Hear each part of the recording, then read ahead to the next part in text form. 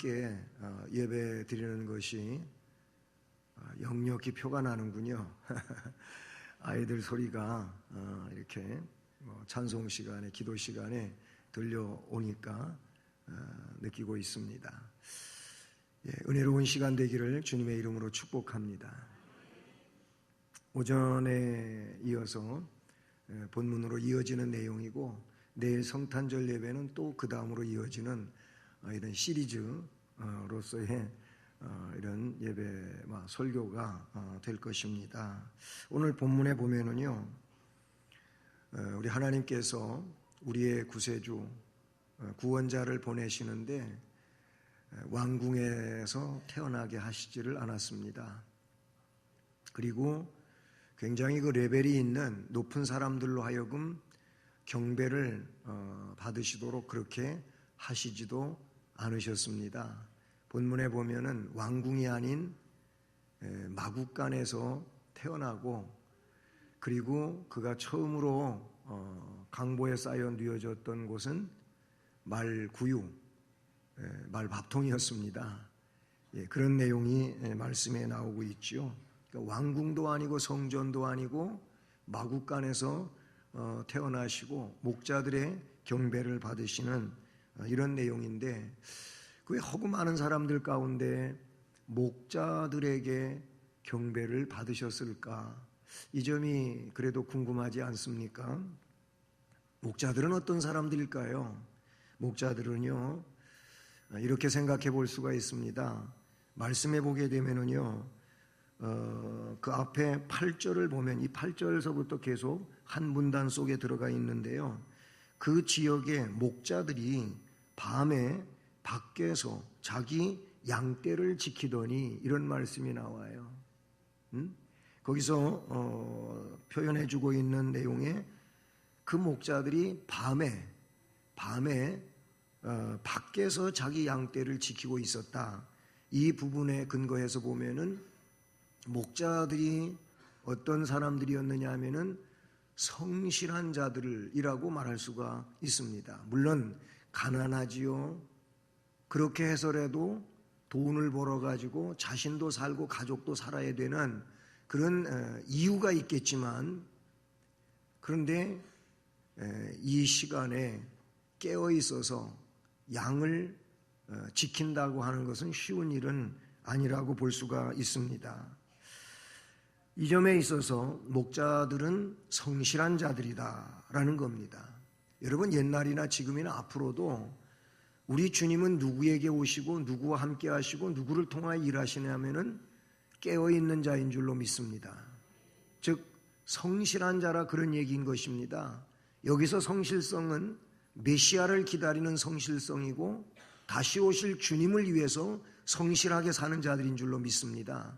이런 이들에게 주님이 함께 하시고 주님이 역사하시고 그들을 통하여 일하시는 주님이신 줄로 믿습니다. 바로 그들에게 하늘의 소식이 올 것이고, 그들에게 주의 영광의 역사가 나타나고, 그래서 영광 속에 함께하는 자가 될 줄로 믿습니다. 성실할 수 있기를 바랍니다. 믿음의 성실성이 있기를 바랍니다.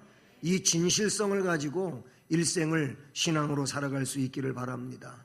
또한 그 성실성 속에 속한 내용이기도 하겠지만은 깨어 있어야 될 줄로 믿습니다. 본문에 나타난 목자들은요, 깨어 있는 자들이었어요. 양을 그 밤중에 남 다 잠자는 시간에 그 양을 지키기 위해서는 깨어 있어야 되지 않겠습니까? 그래서 그 지역의 목자들이 밤에 밖에서 자기 양떼를 지키고 있었다고 이야기하고 있습니다. 그때 주의 사자가 곁에 서고 주의 영광이 그들을 두루 비침에 크게 무서워했다. 결국 뭐예요? 이들이 그 사실을 다 경험하고 있는 그런 상황이었었다고 볼 수가 있는 것이죠. 성경의 주님은 다시 오심에 대해 이야기할 때 졸지 말라 그랬어요. 잠자고 있지 말라 그랬어요. 깨어 있으라고 하신 줄로 믿습니다. 깨어 있는 자가 주님을 맞이할 수 있을 것을 말했죠. 왜 깨어 있어야 됩니까? 갑자기 오신다고 했고, 도적같이 오신다고 했고, 그렇게 말씀하고 있어요. 그러니까 지금 이때 오시면은 문제가 안 되는데 그냥 무방비 상태에 있을 때 오시면 문제가 되니까 준비하고 있어라, 깨어 있어라, 그렇게 말씀해 주신 줄로 믿습니다. 여러분, 신앙적으로 우리가 영적으로 깨어 있을 수 있기를 주님의 이름으로 축복합니다. 깨어 있으니까 천사의 오심에 대하여 그들이 맞이할 수 있었고, 그리고 그 천사의 소식을 접할 수 있었지 않겠습니까? 그러니 목자들은 어떤 사람이냐? 성실한 사람이다, 깨어있는 사람이다. 그러니 주님을 맞이하고 주님을 모실 수 있고 하는 사람들도 역시 어떤 사람들이겠습니까? 성실한 자들일 것이고 깨어있는 자들인 줄로 믿습니다. 옆에 분 깨어있는 거 한번 보십시오. 그래요. 지금 이 시간에 깨어있지 않은 분은 없겠지요. 네. 벌써 깨어있지 못하고 벌써 졸고 있으면 이거 문제가 작다 하지 않을 수가 없습니다. 크다 얘기입니다. 네.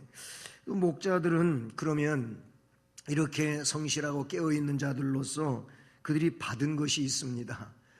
이것을 받아야 될 줄로 믿습니다. 오늘 말씀해 보니까 10절은 이렇게 이야기하고 있습니다. 9절서부터 주의 사자가 곁에 서고 주의 영광이 그들에게 두루 비춰왔다 그랬고요. 10절은 천사가 이르되 무서워하지 말라, 보라 내가 온 백성에게 미칠 큰 기쁨의 좋은 소식을 너희에게 전하노라. 할렐루야. 그러므로 9절 말씀에 그들이 받은 것은 첫째로 하늘 영광을 받았습니다. 할렐루야. 여러분, 무엇을 받고 싶으십니까? 받고 싶은 것이 많이 있을 수 있겠지요. 그러나 더 근원적이고 근본적이고 정말 영생의 가치가 있고 중요한 것은 이 말씀처럼 하늘 영광인 줄로 믿습니다.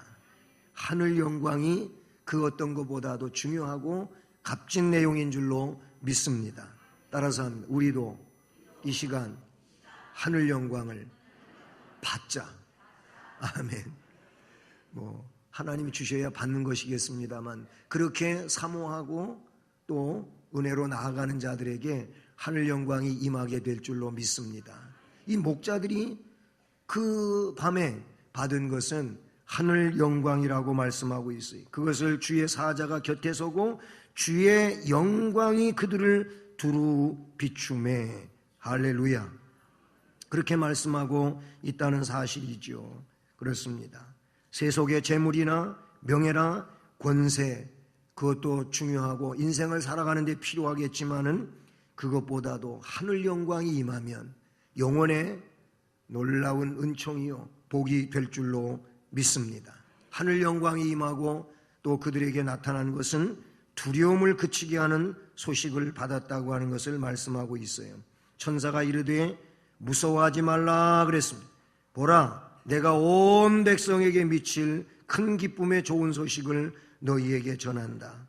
여기 무서워하지 말라 그렇게 말씀하고 있는 것은 그들이 세상적 두려움이라든지 이런 것들이 아닌 그런 모든 것들을 그치게 하는 이 귀한 소식을 받았다고 하는 것입니다. 여러분, 주의 영광이 임하게 되면 그 인생 가운데에는 담대함이 있을 것이고 평화로움이 있을 것이고 은혜가 넘침으로 세상적 두려움과 이 모든 것들은 다 사라지게 될 줄로 믿습니다. 이렇게 모든 세상적 두려움은 없어지고 큰 기쁨의 좋은 소식을 저들이 받았으므로 오늘 우리가 그 소식 중에도 큰 기쁨, 좋은 소식 우리 안에 임하기를 주님의 이름으로 축복합니다. 온 백성에게 미칠 큰 기쁨의 소식을 너희에게 전한다고 말씀하셨는데 2장 11절을 보면은 그 내용이 무엇입니까? 말씀에 나타내 주기를 이렇게 말씀하고 있습니다. 오늘 다윗의 동네에 너희를 위하여 구주가 나셨으니 곧 그리스도 주시니라. 아멘. 저는 그 전에 청년 때 그리고 목회 초년 때 그때만 하더라도 이제 성탄 전날 교회에 모여서 오늘 우리가 진행되는 이 프로그램 같은 것들을 진행을 했어요. 그땐 제가 선극도 해보고 그때 하던 선극은 전부 성경에 나오는 내용을 각본으로 만들어서 연출을 했었습니다. 그때 저는 동방 박사 중에 한 사람이었습니다. 그래서 저는 유향을 예물로 드립니다. 이걸 했었는데요. 그런데 어쨌든 그때 선극을 그렇게 성경에 근거해 가지고 했었습니다. 그런데 그리고 나서 이제 그 자정쯤 돼 가지고 새벽 송을 도는 그 대열을 만들지 않아요. 조를 만들어요. 그래서 1조부터 예를 들어 12조까지 있으면 12군데로 이제 조가 나가는 거 아니겠습니까? 제가 자라난 교회가 그런 규모였었거든요. 그러면은 그때 꼭 가서 그 집 앞에서 조용조용 가가지고 불 들고 가가지고 그리고 찬송을 합니다. 성탄 찬송을 합니다. 그 어린 주 예수. 그러면 안에서 잠자고 있지 않다가 그래요 이제 이 선물을 들고 나와요. 이 선물은 전부 주일학교 아들한테 주는 거였죠. 그렇게 하는데 그리고 이 찬송을 부른 다음에 꼭 하던 일이 있어요. 저는 그렇게 배웠고 또 배운 대로 그렇게 했었는데 인도하시는 분이 손 번쩍 들고 그 집 앞에서 문을 향하여 오늘날 다윗의 동네에 너희를 위하여 구주가 나셨으니 곧 그리스도 주시니라. 이 말씀 선포하고요. 그 다음에 나오는 또 14절 말씀인데 지극히 높은 곳에서는 하나님께 영광이요 땅에서는 기뻐하심을 입은 사람들 중에 평화로다. 이 말씀을 어떤 집에는 앞에 11절을 어떤 집에는 14절을 그렇게 선포하는 이런 일을 했었어요. 참 많이 했어요. 이 말씀을 집집마다 가서 새벽 찬송 부르면서 그렇게 했어요. 오늘은 지금 밖에서 오늘이라고 해. 그전에는 오늘날 그랬어요. 오늘날 다윗의 동네에 너희를 위하여 구주가 나셨으니 곧 그리스도 주시니라. 그럼 그 집에서 아멘 하지요. 얼마나 좋은 일이었습니까? 이제 지금은 그런데 이런 거 못해요. 다 아파트로 구성이 되고 요새 막 돌아다니면서 새벽송 들면은 민원이 들어가갖고 뭐 어떤 교회에서 시끄럽게 하고 돌아다녔다고 목사님이 불려간 데도 있대요. 지금 그렇게 잘 안 하고 있습니다만 아직도 시골에서는 이런 일을 하기도 합니다. 어쨌든 중요한 것은 이거예요. 오늘 우리에게 구주가 나셨습니다. 이분은 뭐냐면 그리스도 주십니다. 우리의 구원자이신 줄로 믿습니다. 그리고 이 내용은 14절에 이야기하고 있는 것처럼 하늘에서는 영광이고 땅에서는 기쁨이 되는 줄로 믿습니다. 그래요. 하나님께는 영광이 되고 우리에게는 한없는 기쁨이 되는 줄로 믿습니다. 이 시간 우리들이 이 말씀처럼 하나님께 영광을 돌릴 수 있기를 바라고 또한 모여있는 우리 모두에게는 하늘 기쁨으로 충만한 이런 시간이 되기를 주님의 이름으로 축복합니다. 축복합니다. 은혜로운 시간 되기를 간절히 소원하고요. 저는 설교를 여기서 이렇게 마치고 이제 저 설교의 2편이 바로 이후에 2부에서 시작이 되는데 그 2편은 모든 순서에 나옵니다. 따라서 합니다. 2부 순서에서 설교 2부가 나온다. 맞아요. 그래서 우리 할렐루야 찬양대 칸탄타에서도 그 설교의 메시지가 나오고요.